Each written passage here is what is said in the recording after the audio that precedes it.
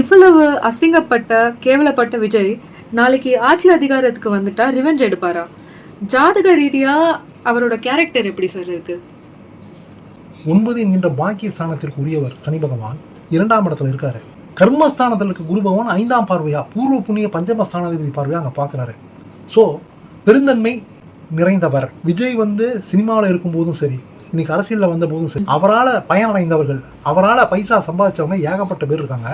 அப்படி பலனடைஞ்சு பைசா சம்பாதிச்சுட்டு அவரையே முதுகுல குத்துனவங்களும் நிறைய பேர் இருக்காங்க.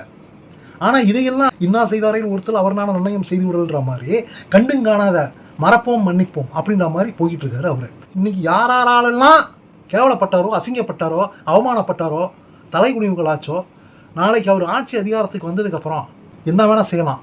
ஆனால் அந்த இடத்துல அவர் செய்யறதுக்கு அவர் மனசு வராது. ஏன்னா பிகாஸ் ஆஃப் அவருடைய ஜாதக கட்டம் அந்த மாதிரி இருக்கு. நங்குற மாதிரி ஆன்சர் கொடுத்தீங்க சார்.